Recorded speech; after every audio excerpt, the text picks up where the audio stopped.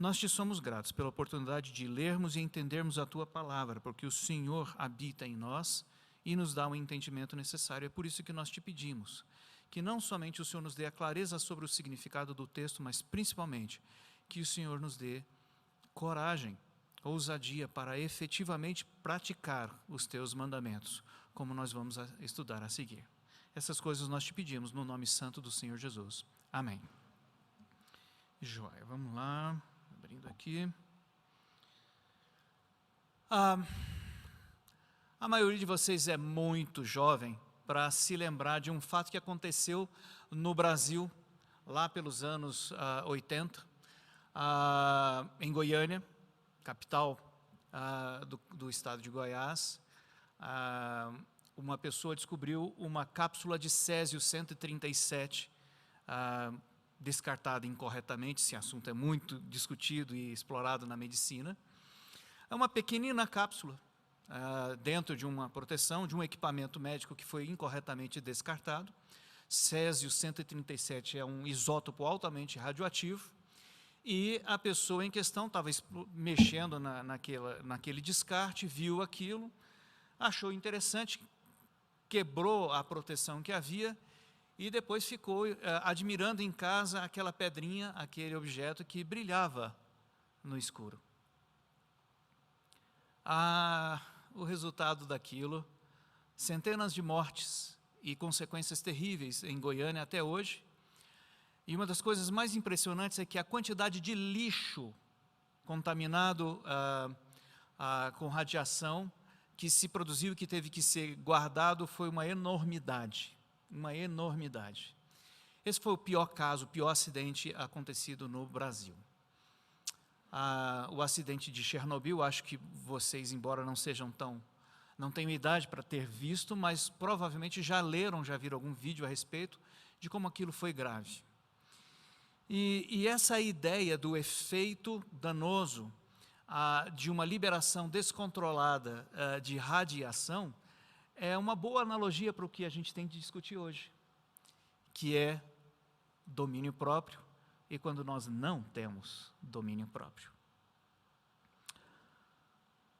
Todos nós, por causa do pecado que nós praticamos, somos como lixo nuclear, emitindo em torno de nós uma tremenda onda, um tremendo campo radiativo, pecaminoso, entre aspas, que influencia todo mundo em volta de uma maneira extremamente negativa e a nós mesmos.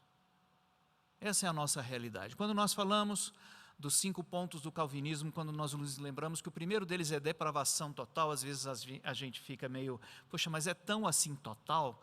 É sim. A situação é muito pior do que nós costumamos avaliar, porque nós olhamos na realidade nossa e em torno de nós por uma lente muito ruim, uma lente que disfarça o mundo para tentar fazer o mundo ser mais aturável, mais aguentável.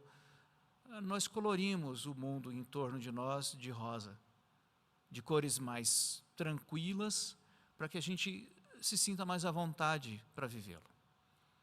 Mas a verdade é que não existe qualquer coisa em torno de nós que não esteja profundamente maculada, contaminada pelo pecado. Nada, absolutamente nada.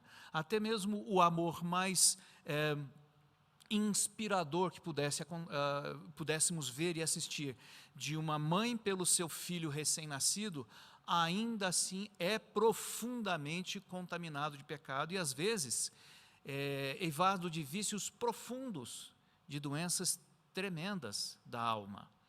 E é só dar um tempo para a gente começar a ver esses problemas acontecendo. Por isso que a gente precisa entender que quando o Senhor nos ensina por meio da sua palavra, essa lista de características, fruto do Espírito, nós precisamos entender em profundidade quão diferente dessas coisas nós somos e quanto esforço nós precisamos fazer efetivamente na direção delas. E a lista que está lá em Gálatas, vamos dar uma olhadinha lá, Gálatas capítulo 5, versos 22 em diante. Gálatas 5, versos 22 em diante. Paulo, por meio do Espírito, nos fala: mas o fruto do Espírito é amor, alegria, paz, longanimidade, benignidade, bondade, fidelidade, mansidão, domínio próprio. Contra estas coisas não há lei, e os que são de Cristo crucificaram a carne com as suas paixões e concupiscências. Então, se vivemos no Espírito, andemos também no Espírito. Não nos deixemos possuir de vanglória, provocando uns aos outros, tendo inveja uns dos outros. Nós vamos passear por vários textos. E nós vamos começar pelo seguinte tópico: domínio próprio é algo que traz e faz semelhança entre nós e Deus. Porque Deus tem domínio próprio, nós devemos ter domínio próprio. E vamos buscar isso de uma maneira um tanto curiosa. Abram lá para mim em Gênesis capítulo 1, versos 26 até 28. Gênesis 1, 26 até 28. E, queridos, eu queria dizer para vocês, perguntem ao longo da exposição, tá bom? Dei uma paradinha se precisar fazer algum comentário ou pergunta, porque vai ser mais prático do que a gente deixar as perguntas só no final. Diz assim o texto de Gênesis: também disse Deus, façamos o homem à nossa imagem, conforme a nossa semelhança, e tenha ele domínio. Tenha ele domínio sobre os peixes do mar, sobre as aves do céu, sobre os animais domésticos, sobre toda a terra e sobre todos os répteis que rastejam pela terra. Criou Deus, pois, o homem à sua imagem, a imagem de Deus o criou, homem e mulher os criou. E Deus os abençoou e lhes disse: sede fecundos, multiplicai-vos, enchei a terra, sujeitai-a, dominai sobre os peixes do mar, sobre as aves dos céus e sobre todo o animal que rasteja pela terra. Nós fomos criados por Deus para exercer domínio sobre todas as coisas que Deus havia criado. E esse destino não foi apagado ou atrapalhado ou impedido por causa do pecado que nós cometemos.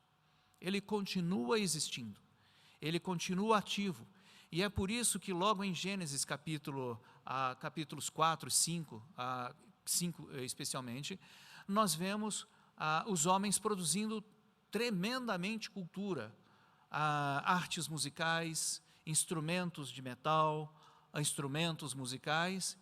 E até hoje nós vemos o homem, por exemplo, alcançando outros planetas, o homem refazendo pedaços de si mesmo por meio de biotecnologia, ou eventualmente até criando um vírus que é capaz de aniquilar a humanidade ou escravizá-la. Não sei. Mas essa é uma hipótese para a qual a guerra química e biológica já se preparam há muito tempo. Essas coisas todas mostram como nós somos capazes, sim, de realizar domínio. Mas o domínio para o qual o Senhor nos destinou é um domínio segundo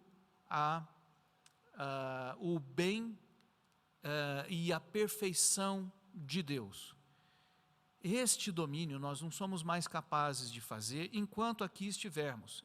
Ou seja, nós o fazemos de uma maneira imperfeita. Mas quando vierem os céus, os novos céus e a nova terra, nós o poderemos fazer de uma maneira perfeita. Abram suas Bíblias lá em Apocalipse capítulo 22, verso 5. Apocalipse 22, verso 5. E diz assim o texto: então já não haverá noite, nem precisam eles de luz de candeia, nem da luz do sol, porque o Senhor Deus brilhará sobre eles, e reinarão pelos séculos dos séculos. Está falando do estado final nosso. Aquilo que Deus determinou no início da criação tenha um domínio, no final dessa história é completado. Simplesmente as ordens de Deus não podem ser impedidas. Claro, nós temos um intervalo de tempo, mas para pensar que esse intervalo de tempo tem muito significado para você, que é humano e vive esse tantico. Mas para Deus, é como um segundo, é como um abrir e fechar de olhos, e este domínio para o qual Ele nos designou será realizado, será implementado por meio da liderança do Senhor Jesus Cristo, homem, Deus, sendo cabeça de uma nova humanidade em novos céus e nova terra. Portanto, o domínio é algo que nos caracteriza. O exercício do domínio, primeiro sobre mim mesmo, que não era problema no início da criação, né? E sobre toda a criação, simplesmente acontecerá, e esse domínio, ele reflete a maturidade que cada filho de Deus deve ter. Por isso o texto que nós lemos, lá em Gálatas, Paulo está nos ensinando que nós devemos apresentar o fruto ou o resultado da existência do Espírito de Cristo dentro de nós. Amor, benignidade, bondade, mansidão, tudo aquilo e domínio próprio. Cada uma daquelas coisas é a consequência necessária da habitação do Espírito de Deus dentro de nós. É a consequência necessária. E seria, de certo modo, óbvio e lógico nós admitirmos que dá para medir a maturidade em Cristo de alguém olhando para essa lista de palavras de Gálatas capítulo 5. Quanto mais você exibe cada uma dessas coisas, mais você está parecido com o Senhor Jesus, mais você está maduro. E lembrem-se, ninguém de nós foi chamado para ficar simplesmente pastando como um animal que não tem um propósito maior. Simplesmente vivendo e gastando tempo. Não, cada um de nós foi chamado por Deus para se tornar maduro, para se tornar parecido com o Senhor Jesus Cristo, para se tornar como Ele na medida da estatura e da plenitude de Jesus, conforme está escrito lá em Efésios capítulo 4. Então esse é o primeiro aspecto que a gente precisa lembrar. Fomos desenhados para exibir domínio próprio, assim como cada uma das outras características do fruto do Espírito. E aí quando a gente fala sobre domínio próprio, do que é exatamente que nós estamos falando? Nós podemos pegar, por exemplo, o texto de Mateus capítulo 5, olha lá, Mateus capítulo 5, as bem-aventuranças. Uma expressão correlata já aparece aqui. Diz assim em Mateus capítulo 5, verso 5. Bem-aventurados os mansos, porque herdarão a terra. E o que é manso? Essa é uma palavra engraçada e uma das coisas mais interessantes sobre o cristianismo verdadeiro, quando a gente é apresentado a um cristianismo consistente, é que a gente começa a aprender que a gente não sabe ler a Bíblia. A gente não sabe ler a Bíblia porque a gente nem sabe que não sabe língua portuguesa. Palavras como Deus se arrependeu, está vendo, Deus errou, está escrito na Bíblia, Deus se arrependeu. E aí a gente ignora que a palavra arrepender não significa que você estava errado, mas significa que você mudou de ideia, que é o significado original da palavra arrepender. E muitas outras palavras em português a gente não entende, e essa aqui é uma delas. A palavra manso, na nossa cultura, e especialmente ali para a região do Nordeste, é uma palavra ruim, né? Manso no Nordeste muitas vezes significa corno. É o fato. Não é um elogio dizer que alguém é manso na nossa cultura para boa parte do Brasil. Por quê? Porque nós distorcemos a palavra. Não é que a palavra seja ruim, mas porque ao longo do tempo nós fomos contaminando ela de significados que não são significados originais. Mas é fácil recuperar o significado original. Pensa num cavalo. Se eu perguntar para vocês o que é um cavalo bravo e o que é um cavalo domesticado, aí fica fácil, não fica? Um cavalo bravo é aquele que não admite ser dirigido. Enquanto que um cavalo domesticado, um cavalo amansado, é aquele que permite que o seu montador dê a direção, e ele segue a direção. Pergunta: quem é que tem mais poder, quem é que tem mais força? O cavalo ou o montador? O cavalo tem mais força, não é? Nós até utilizamos essa força para nosso proveito próprio.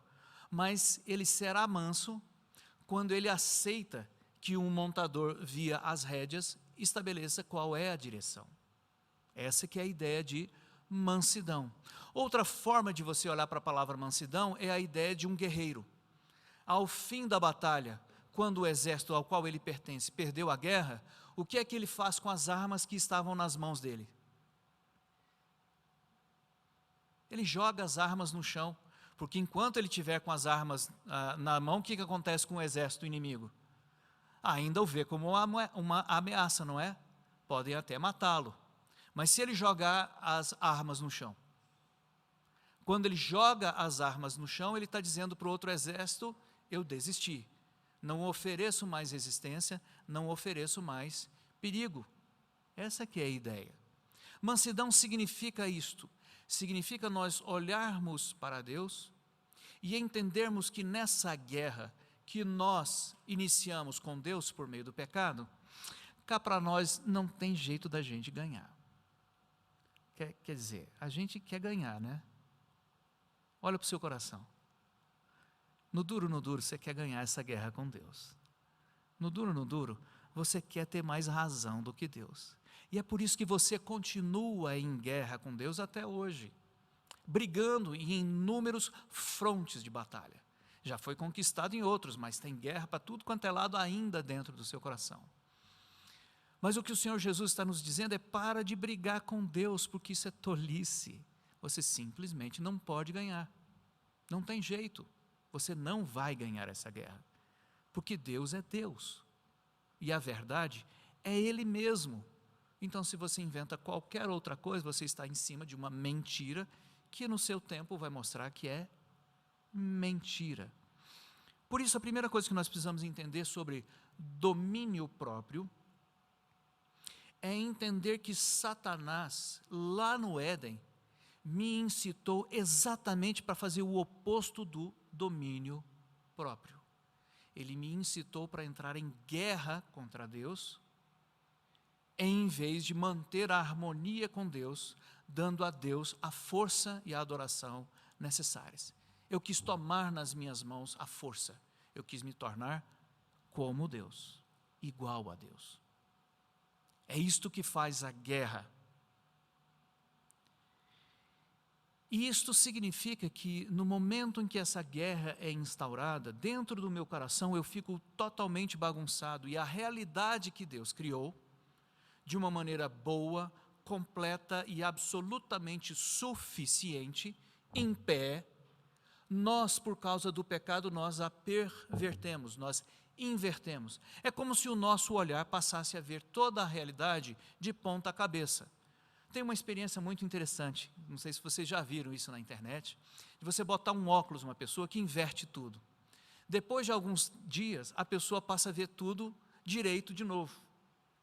Ou seja, o cérebro corrige a posição, ele acaba se acostumando com aquilo e corrige automaticamente a posição. Aí você vai e tira o óculos. O que acontece? Você vê tudo de ponta cabeça, mais alguns dias até o cérebro fazer de novo a correção. Nós somos assim. Nós conseguimos fazer com que um monte de mentiras que nós mesmos inventamos se pareça com a verdade de Deus. Abram em Romanos capítulo 1, verso 18. Olha o que é que nós fizemos. 1:18. Olha só o que é que nós aprontamos. Chegaram lá? A ira de Deus se revela do céu contra toda a impiedade e perversão dos homens que detêm a verdade pela injustiça. É isso que aconteceu. Nós nos tornamos pessoas que detêm a verdade pela injustiça, nós trocamos as coisas. E é por causa disso que Deus se ira. Mas domínio próprio significa que nós devemos ter controle sobre essa ira que está dentro do nosso coração, e aí nós tropeçamos em mais uma palavrinha. O que é ira? A gente fica, às vezes, até meio escandalizado que na Bíblia Deus tem ira, né? Aí você fica pensando, Deus é um Deus raivoso, e tem até uma galera aí que fica acusando Deus de ser um Deus raivoso, o Deus do Velho Testamento, que mandava matar criancinha e tudo mais, ao contrário do Deus, ou de Jesus no Novo Testamento, que é paz e amor. Não leu a Bíblia, né? Não leu a Bíblia. Ira é um atributo de Deus, e se você remover esse atributo de Deus, o que sobra não é Deus, porque Deus precisa ter a sua ira para ser Deus, o Deus completo. Isso o caracteriza. E porque Deus tem ira, nós que fomos criados à imagem e semelhança de Deus, também temos ira. Todos nós temos ira, e aí a gente precisa redefinir o que é ira. Ira é raiva, ira é ódio, e nós costumamos confundir essas palavras. Mas ira é a consciência de que algo está errado, e o sentimento que decorre dessa consciência de que algo está errado. Isso é ira. Está torto e não devia estar. Sabe quando você chega em casa e o seu irmão deixou a meia no meio da sala? Já viram isso? Sabe quando você chega no estacionamento para tirar o seu carro e alguém parou o carro dele naquela posição irregular, bem na frente do seu carro, e você passa meia hora buzinando e ninguém aparece? Sabe aquela hora que você está assistindo o seu filme no cinema e a energia elétrica acaba e você se lembra, devia ter no break? Isso é ira. Ira é a consciência de que algo está torto e o sentimento de que essa torteza é algo muito ruim. Deus tem isso. Ele olha para nós e olha a torteza que nós fizemos, e daí ele tem ira. Jesus se irou? Sim ou não? Pensa só na situação, no show que foi quando ele chega em Jerusalém, e os vendilhões estavam ocupando a área externa do templo, impedindo o acesso dos gentios, profanando e desrespeitando a casa do Senhor, porque ela será chamada casa de oração para todos os povos. E o que Jesus faz naquele momento? Gente, vocês não deviam fazer isso. É assim que ele faz? Ele pega um chicote e sai virando a mesa de todo mundo e dizendo, sai daqui agora, você não pode ficar. Na autoridade de quê? Ou de quem? Na autoridade rabino, ele era reconhecido como um rabino. Ele tinha a autoridade rabínica reconhecida pela população. Esse foi inclusive o questionamento dos judeus ali, quando ele termina de fazer aquela situação. Jesus se irou? Sim, várias vezes. Expulsão dos vendilhões do templo 2 vezes.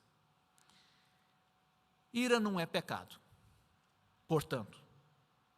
Ira não é pecado, portanto. Mas ira pode te conduzir ao pecado. A ira é um dos atributos importantíssimos que caracterizam o nosso Senhor Deus, e se eu tirar isso de Deus, não é mais Deus. O problema não é o irar. O problema é o cometer pecado em decorrência da ira no meu coração. Isso é que é o problema. Abram lá então em Efésios, capítulo 4, versos 26 e 27. Efésios 4, 26 e 27. Olha só que interessante. Eu falei para vocês, a ira não é pecado, certo? Olha o Paulo dizendo aí. 26. Irai-vos e não pequeis. Não está dizendo, nunca se irem. O que está dizendo é, irai-vos, porém, não pequem em função da ira. Não se ponha o sol sobre a vossa ira e nem deis lugar ao diabo. Do que é que Paulo está falando? A ideia não é complicada. Deus nos deu a ira que o caracteriza na nossa formação, para que nós tenhamos energia, vontade, motivação, determinação para fazer a coisa certa. Foi o que impulsionou Jesus naquele momento expulsão dos vendilhões do templo.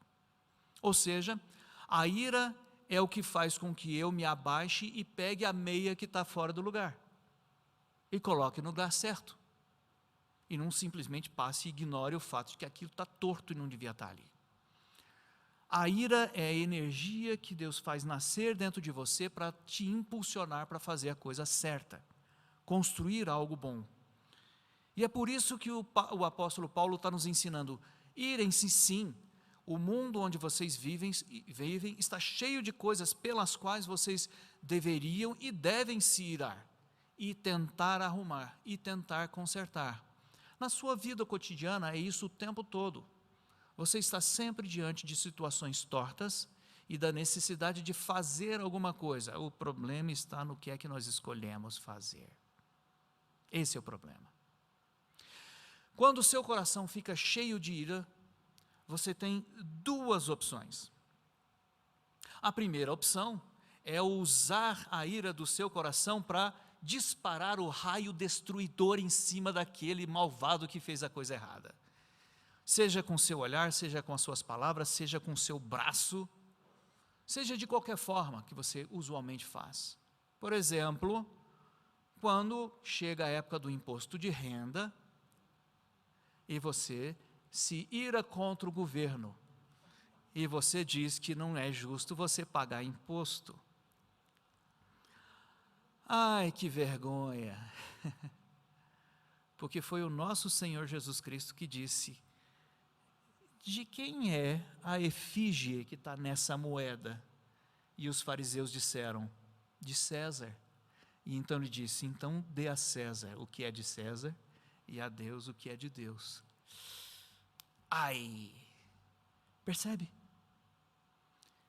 Percebe como o erro daqueles homens que nós vimos escrito na Bíblia, que a gente critica, é o mesmo erro que a gente comete hoje quando a gente chega perto do dia 30 de abril e tem que pagar imposto. E a gente faz a mesma coisa. Sim.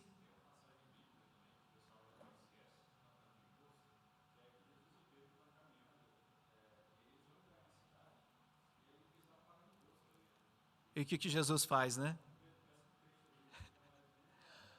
E paga por mim e por ti. Um starter, né? Muito interessante. O que é importante entender é: o nosso coração está permanentemente predisposto a usar a ira para o mal. Entendeu a lógica? Surge a ira e você dispara um raio destruidor, de algum jeito. Seja naquele olhar de reprovação, seja porque você vira a mão no jogador do time adversário que te deu uma canelada, seja porque você vira para sua esposa e diz que ela é menor do que ela é. Cada uma dessas coisas é um raio destruidor que surge da ira que apareceu dentro do nosso coração. Mas foi assim que o Senhor nos ensinou a agir? Irai-vos e não pequeis. Ou seja, a ira vai surgir dentro do coração de vocês, mas não permitam que esta ira leve vocês a praticar um mal. Ao contrário disso, ele te dá duas orientações. A primeira delas: não se ponha o sol sobre a vossa ira. O que significa isto? Tem muita gente que interpreta que é o seguinte: você tem que resolver o problema, e é na hora. Queridos, às vezes a gente tem que resolver o problema na hora, mas tem muitas vezes que não é na hora que você vai conseguir resolver o problema, porque está todo mundo fora de controle. A temperatura está lá em cima, e se você fizer qualquer coisa, vai ser mal interpretado. Então, a sabedoria, em muitas vezes, diante da circunstância específica, você espera um pouco até a temperatura baixar. Exemplo, lá em casa, né, Carlinhos? Às vezes a molecada brigava lá em casa e a gente dizia: vai para o seu quarto, fica um tempo lá no seu quarto de molho. Aí depois que a temperatura baixava, a gente chamava depois para poder bater um papinho e conversar sobre o que tinha acontecido. E a consciência tinha se tornado de novo controlada. A pessoa tinha recuperado o domínio próprio. Percebeu a ideia? Então, primeira coisa é não se põe o sol sobre a vossa ira, que significa apenas não deixe para lá, mas haja da maneira correta para resolver o problema. Mas a segunda orientação, não deis lugar ao diabo. Não pega essa energia e sai destruindo, porque o destruidor é o diabo, não você.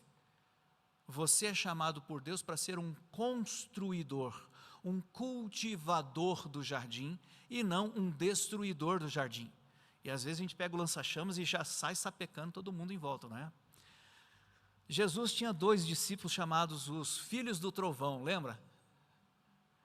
Os filhos do trovão, João e seu irmão, uma certa vez, pedem a Jesus autorização para mandar vir fogo do céu sobre a galera ali. É isso que nós fazemos. É isso que nós fazemos. Então a primeira coisa a entender, nós não podemos permitir que a ira que justamente surge dentro do nosso coração, seja canalizada para a destruição de quem está em nosso redor. Abram agora lá em Tiago, capítulo 1, versos 19 e 20. Tiago 1, versos 19 e 20.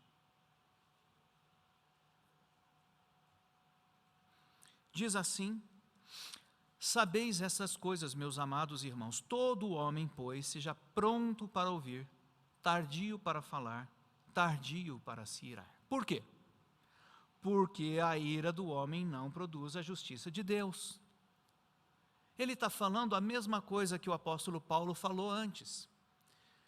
Quando você está enfrentando as situações complicadas, dentro do seu coração vão surgir energias, vão surgir motivações. Você vai sentir vontade de explodir.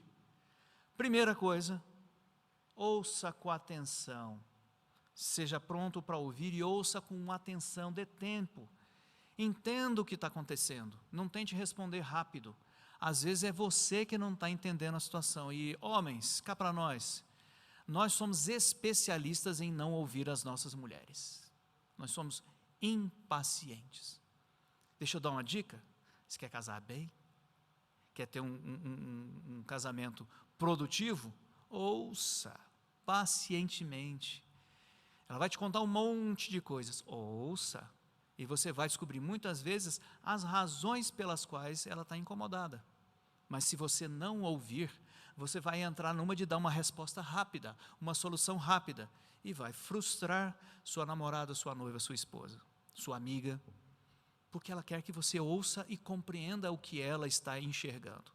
Seja pronto para ouvir, tardio para falar, espere, medite, raciocine sobre o que está acontecendo e o que pode ser o mais sábio para lidar com a situação. E tardio para se irar. Não permita que o seu coração se encha de ira rápido demais. A maioria das questões que existem são questões simples e nem demandariam uma atitude mais intensa. E por que ele está orientando isso? Ele diz, porque a ira do homem não produz a justiça de Deus. Ou seja, quando eu permito que o canal de expressão da ira do meu coração seja a filosofia humana do nosso tempo, o resultado não é justiça de Deus. O resultado é justiça dos homens, que na verdade é injustiça. Pescou a ideia? O único jeito de você aproveitar utilmente a ira que nasce dentro do seu coração é se você aplicar a justiça de Deus.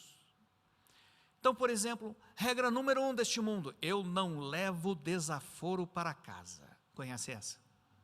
Comum, não é? Eu diria que sim, 10 entre 10 dos seus amigos que não são cristãos pensam assim, se brincar. Mas isso é filosofia do mundo. A sabedoria de Deus diz o quê? Perdoa. Mas ele me machucou, perdoa. Você me machucou muito mais do que ele te machucou.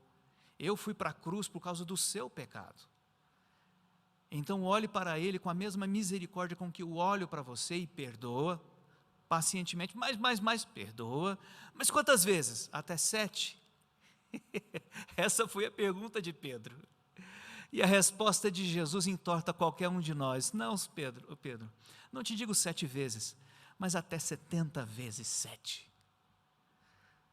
Você vai cansar de perdoar. Na verdade, quando você exibe 70 vezes 7 perdão por alguém, você já está efetivamente amando esta pessoa ao ponto de ser muito paciente para com ela. E efetivamente investir na vida dela, em vez de destruí-la. Em vez de destruí-la. Com sua língua, com seus atos, com a sua falta de caridade para com aquela pessoa. Queridos, lá em Jonas, dá uma olhadinha, Jonas capítulo 4, verso 4. Jonas capítulo 4, verso 4. Olha essa situação. E disse o Senhor: é razoável essa tua ira? Então Jonas saiu da cidade, assentou-se ao monte da mesma, e ali fez uma enramada, e repousou debaixo dela à sombra, até ver o que aconteceria à cidade onde ele tinha pregado o evangelho. Então fez o Senhor Deus nascer uma planta que subiu por cima de Jonas, para que fizesse uma sombra sobre sua cabeça, a fim de o livrar do seu desconforto. Jonas, pois, se alegrou em extrema por causa da planta. Mas Deus, no dia seguinte, ao subir da alva, enviou um verme, o qual feriu a planta e esta secou. Em nascendo o sol, Deus mandou um vento calmoso oriental. O sol bateu na cabeça de Jonas, de maneira que desfalecia, pelo que pediu para si a morte, dizendo: melhor me é morrer do que viver. Então perguntou Deus a Jonas: é razoável essa tua ira até a morte? Tornou o Senhor: tens compaixão da planta que não te custou trabalho algum, a qual não fizeste crescer, que numa noite cresceu e numa noite pereceu, e não hei eu de ter compaixão da grande cidade de Nínive, em que há mais de 120.000 pessoas que não sabem discernir entre a mão direita e a mão esquerda, e também muitos animais? Qual era o desejo de Jonas?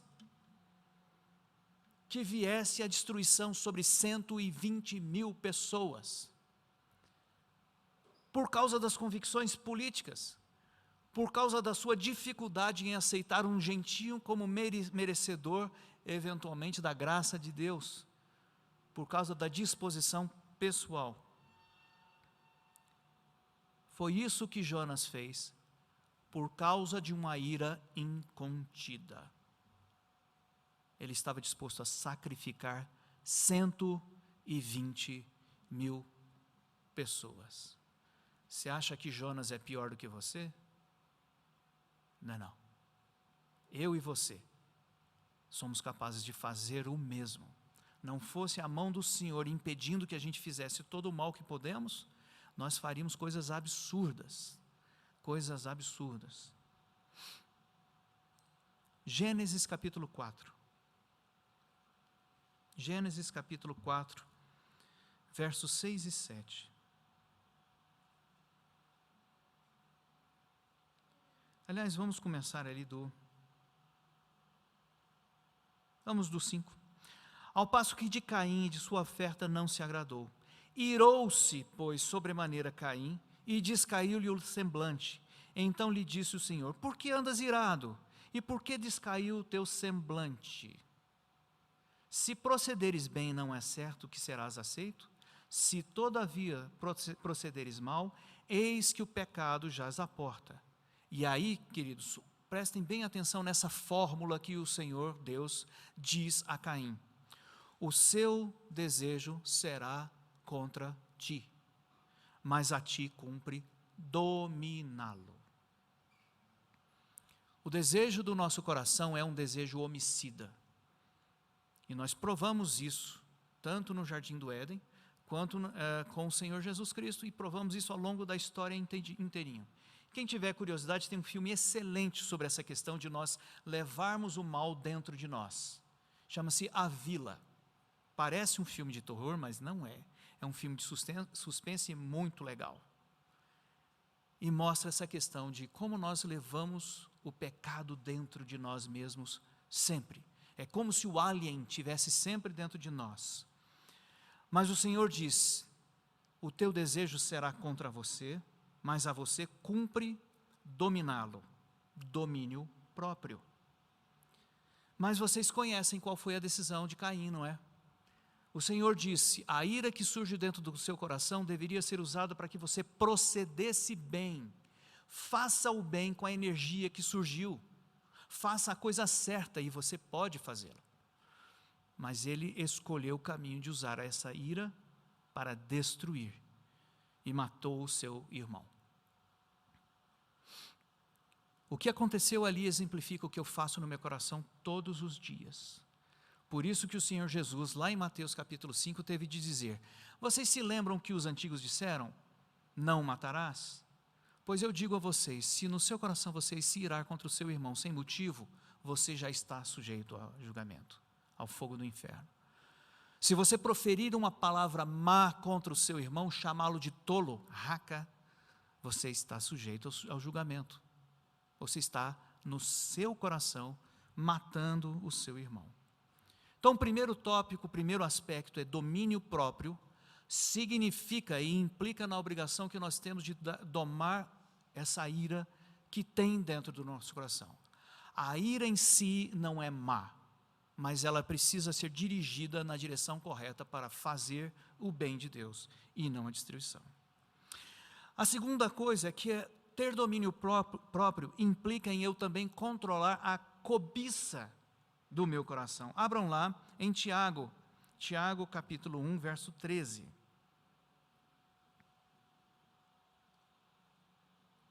Eita, sem os óculos eu não enxergo mais nada.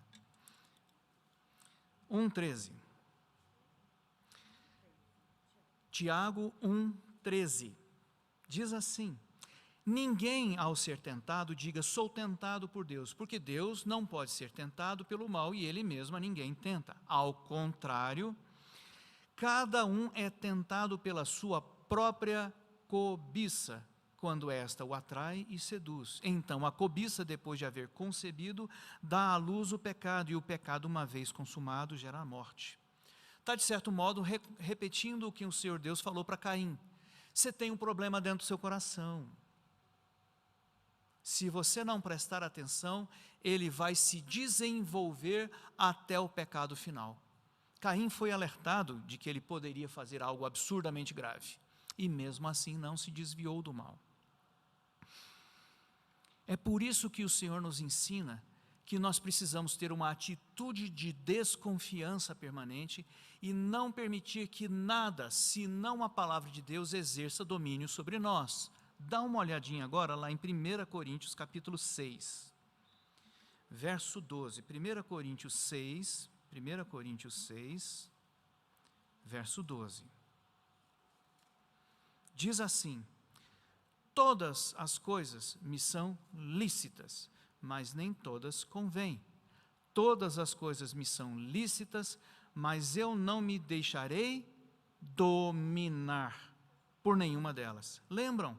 Nós fomos criados por Deus para exercer domínio, não para sermos dominados pela criação ou qualquer das coisas, mas é exatamente aquilo que nós temos feito. Nós nos tornamos dominados pela cobiça dentro de nós, que nos conduz ao pecado. E Paulo está dizendo, você aproveita a sua liberdade de maneira tola, tosca. Para com isso. Tu é filho de Deus, você não precisa disto. Aprenda. Mas se você permanecer escravo, você vai pagar um preço muito alto por isto. Sua vida, que deveria ser muito produtiva, não será tão produtiva. Você terá um monte de desastres dentro da sua vida por causa disso. Isso está ilustrado, por exemplo, em 1 Coríntios capítulo 11, quando fala da ceia. E diz, aqueles que tomam a ceia sem discernir o corpo, comem e bebem juízo para si. E é por esta razão que há entre vós muitos fracos e doentes, e não poucos os que dormem. O que Paulo está dizendo? A explicação dessa bagunça que vocês estão vivenciando, dessa desgraçaiada que vocês estão vivendo, é que vocês estão ainda se deixando escravizar pela cobiça, pela concupiscência, em vez de exercer domínio próprio. E isto é muito importante que a gente entenda. Outra dimensão do domínio próprio que nós precisamos lembrar chama-se submissão. E pensem, queridos, em alguma coisa que a Bíblia inteira valoriza. E dá para falar aqui uns 39 passagens específicas sobre isso. Vamos falar sobre algumas. Dê uma olhadinha lá em 1 Pedro capítulo 2, verso 23. 1 Pedro 1, pedaço de 1, 2 e 3, é quase todinho sobre submissão. 1 Pedro 2, 23. Pois ele, Jesus, quando ultrajado, não revidava com o traje, quando maltratado, não fazia ameaças, mas entregava-se àquele que julga retamente, carregando ele mesmo em seu corpo, sobre o madeiro, os nossos pecados, para que nós, mortos para os pecados, vivamos para a justiça. Por suas chagas fostes sarados, porque estáveis desgarrados, como ovelhas, agora, porém, vos convertestes ao pastor e bispo da vossa alma. Do que Pedro está falando aí? Pedro está falando da nossa tendência natural de revidar tudo aquilo que acontece conosco. Tudo aquilo que a gente julga que é ruim, a gente sai revidando. Agora, vocês querem ser entortados? Voltem um pouquinho no verso 18. Quando ele fala do aspecto da submissão. Olha só o que ele diz no verso 18. Servos, sede submissos, com todo o temor ao vosso Senhor, não somente se for bom e cordato, mas também ao perverso, porque isto é grato, que alguém suporte tristeza sofrendo injustamente por motivo de sua consciência para com Deus. Forte, né? Forte, né? Eu devo ser submisso até quando eu sou injustiçado. E cá para nós, nosso Senhor deu exemplo disso, não foi? Quando ele foi levado a julgamento perante Pilatos, Pilatos fez um monte de perguntas, Jesus ficou quieto, Pilatos perde a paciência e diz: você não tem medo de mim? Você não sabe que eu tenho poder para libertar você ou para condenar você? E a resposta de Jesus foi: sim, eu sei. Mas você não teria poder nenhum se do alto não tivesse sido dado esse poder para você. Então você tem poder, e eu me submeto, porque alguém lá de cima colocou esse poder em você sobre mim. Mas quem me entregou a você tem um pecado maior do que o que você vai fazer comigo. E o texto diz: desse momento em diante, Pilatos tentava libertar Jesus. Eu acho que sentiu a barra. Sentiu a barra. Na verdade, ele fez um esforço grande para tentar libertar Jesus. A esposa dele, Cláudia, tentou, falou em favor de Jesus, falou em favor daquele justo. Inclusive, a tradição diz que Pilatos veio a se converter, né? Não sabemos ao certo. Mas é constrangedor você ver o Senhor Jesus se submetendo a essa situação. Mas eu quero completar seu constrangimento. Abra lá em Lucas capítulo 2, Lucas capítulo 2, um texto fabuloso, verso 51.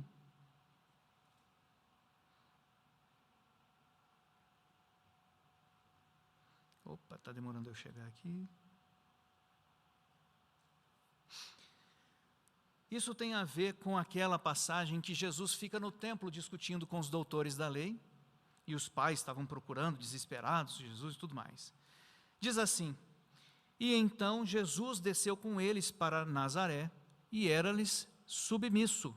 Sua mãe, porém, guardava todas essas coisas no coração.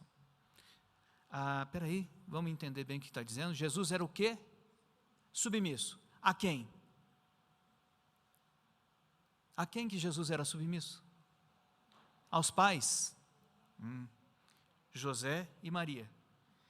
Tem um probleminha nesse texto, não tem? Jesus é Deus? Não é? Então esse texto está dizendo: Deus era submisso a José e Maria? É isso que está dizendo? É. Deus, Jesus, o Filho, foi submisso a pais pecadores, sendo Deus, podendo acabar com eles com um estalar de dedos, foi submisso. Depois disso, você ousa sugerir que você não precisaria ser submisso às autoridades que existem sobre a terra, todas elas? Por isso, antes de você falar mal do governo no próximo imposto de renda, pense 10 vezes.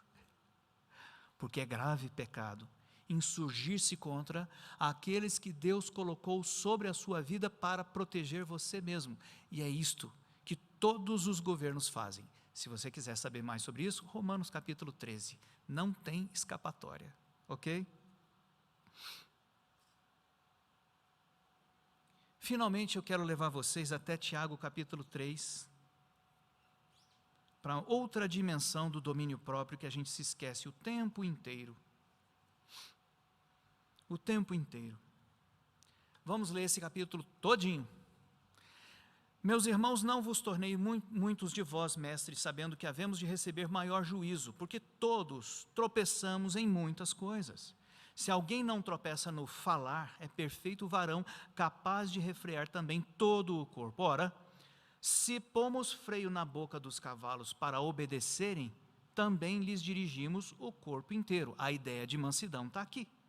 Observai igualmente os navios, que sendo tão grandes, batidos de rijos ventos, por um pequeníssimo leme, são dirigidos para onde queira o impulso do timoneiro. Assim também a língua, pequeno órgão, se gaba de grandes coisas. Vede como uma fagulha põe em brasas tão grande selva. Ora, a língua é fogo, mundo de iniquidade. A língua está situada entre os membros de nosso corpo e contamina o corpo inteiro. E não somente põe em chamas toda a carreira da existência humana, como também é posta ela mesma em chamas pelo inferno. Pois toda espécie de feras, de aves, de répteis e de seres marinhos se doma e tem sido domada pelo gênero humano. A língua, porém, nenhum dos homens é capaz de domar. É mal incontido, carregado de veneno mortífero. Com ela bendizemos ao Senhor e Pai. Também com ela amaldiçoamos os homens, feitos à semelhança de Deus. De uma só boca procede bênção e maldição. Meus irmãos, não é conveniente que essas coisas sejam assim.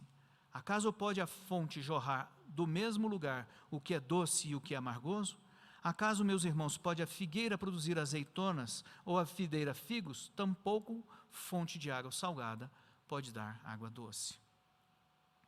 E aí ele vai falar logo em seguida, você vai ver, quem entre vós é sábio e inteligente, mostre em mansidão de sabedoria um proceder adequado das suas obras. E vai continuar dizendo sobre isso.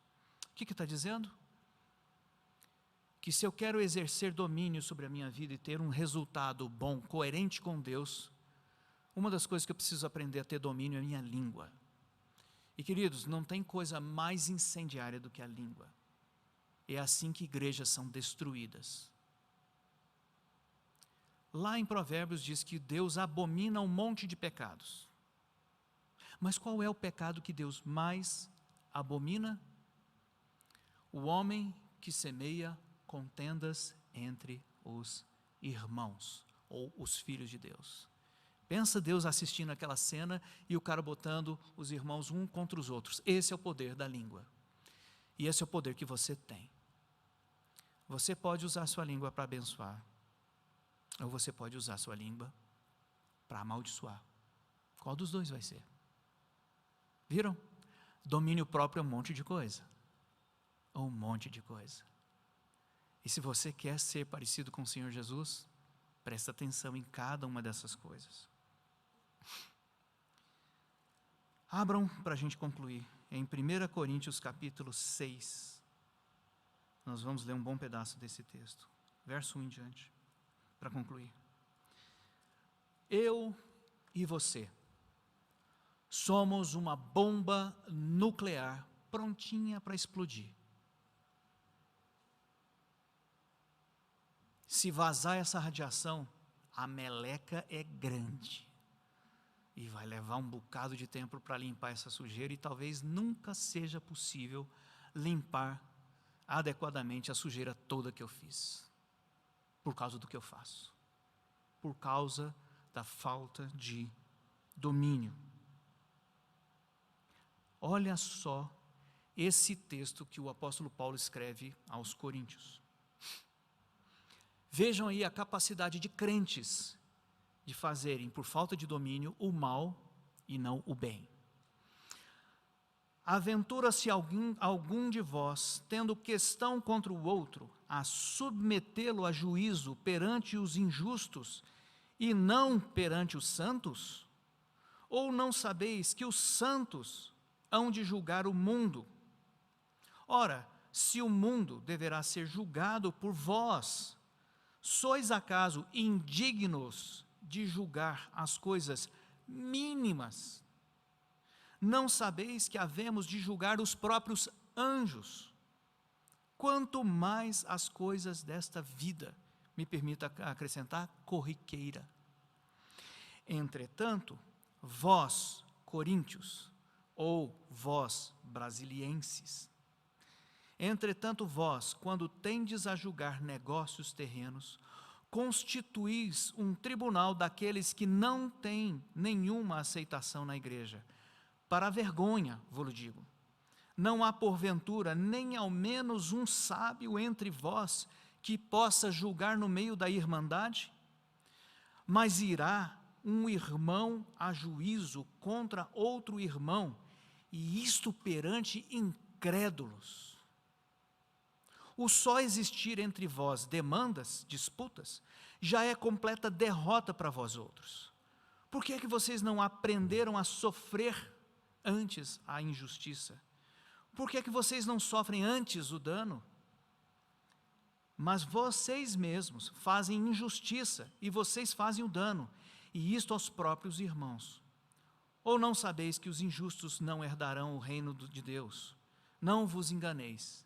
Nem impuros, nem idólatras, nem adúlteros, nem efeminados, nem sodomitas, nem ladrões, nem avarentos, nem bêbados, nem maldizentes, nem roubadores herdarão o reino de Deus. Tais fostes alguns de vós, mas vocês se lavaram, e vocês foram santificados, e vocês foram justificados no nome do Senhor Jesus Cristo e no Espírito.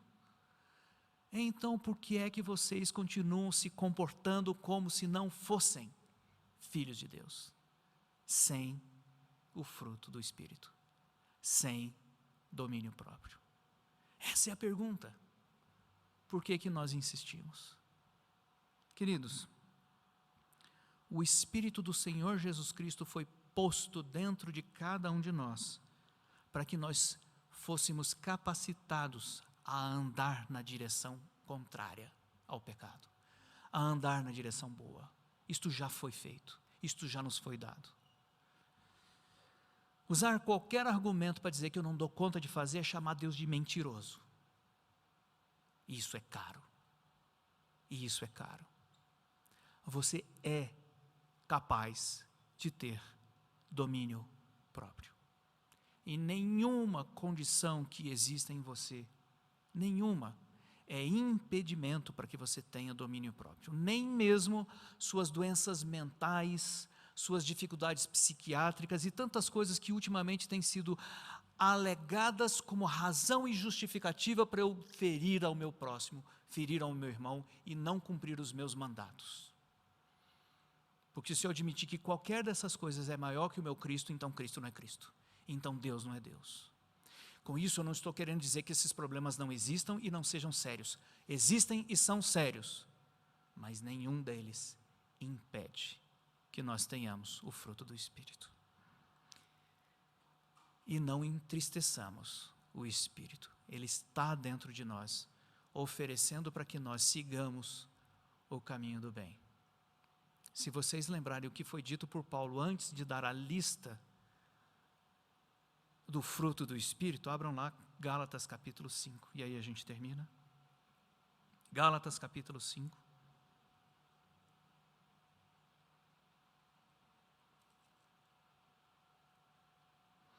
Verso 16. Diz exatamente assim: digo, porém, andai no Espírito e jamais satisfareis a concupiscência da carne, porque a carne que existe dentro de vocês, de mim, milita contra o Espírito e o Espírito contra a carne, porque são opostos entre si, para que não façais o que porventura seja do vosso querer. Mas, se vocês são guiados pelo Espírito, vocês não estão sob a lei. E as obras da carne são aquela bagunceira toda, e aí a gente chega lá no final, para reler e terminarmos. 22. Mas o fruto do Espírito é amor, alegria, paz, longanimidade, benignidade, bondade, fidelidade, mansidão, domínio próprio. Contra essas coisas não tem lei. Os que são de Cristo crucificaram a carne, a sua concupiscência, as paixões, tudo crucificado. Se nós vivemos no Espírito, então andemos no Espírito. Vamos orar? Senhor, nenhuma dessas coisas é fácil. Nenhuma dessas coisas é fácil. O emaranhado dentro das nossas mentes e corpos, o ensino errado que nós passamos a vida inteira aprendendo, a pressão da nossa cobiça, da nossa concupiscência, tudo isso faz uma grande bagunça dentro da nossa mente, mas o Espírito do Senhor está dentro de nós, habilitando para que a santificação aconteça, para que nós sejamos tornados puros. Não permita, Senhor Deus, que nós sejamos vencidos pelo mal. Antes, proteja-nos do mal e não nos deixe cair em tentação. Livra-nos do mal. Senhor, sê com as nossas consciências, sê com as nossas comunidades, para que nós cada vez mais entendamos a necessidade de que, de fato, adquiramos estas maturidades que o Senhor está nos colocando aqui. Hoje nós estudamos domínio próprio, mas cada uma delas é importante. Para que nós deixemos de acumular pecados e culpas e dívidas nas nossas vidas contra os nossos irmãos, pelas quais nós responderemos diante de Ti, mas para que nós aprendamos cada vez mais a amá-lo genuinamente, a adorá-lo consistentemente e a amarmos profundamente cada um dos nossos irmãos, não porque eles são perfeitos ou bonzinhos, porque eles também são ovelhinhas teimosas, mas porque o Senhor cuidou de nós, as piores ovelhas, e nos amou, apesar dos machucados que nós lhe impusemos. Assim nos ajuda a amar os nossos irmãos, apesar dos machucados que eles nos impõem. Dá-nos esta longanimidade, essa paciência enorme e essa determinação de domínio próprio para conduzir as nossas vidas, imitando o nosso Senhor Jesus Cristo. E daqui os dons dos nossos irmãos em toda a igreja, aqui na face da terra, mas especialmente aqui, sejam por cada um de nós aproveitados para que nós aprendamos e amadureçamos. O Senhor tem dado inúmeros dons nesta igreja. Faze com que todos eles se manifestem, sejam usados para amadurecer todos os demais, para que sejamos como o Teu Filho Jesus. Pedimos essas coisas, porque sabemos que são elas o que o Senhor quer nos dar, e por isso nós as pedimos. Em nome do Senhor Jesus. Amém.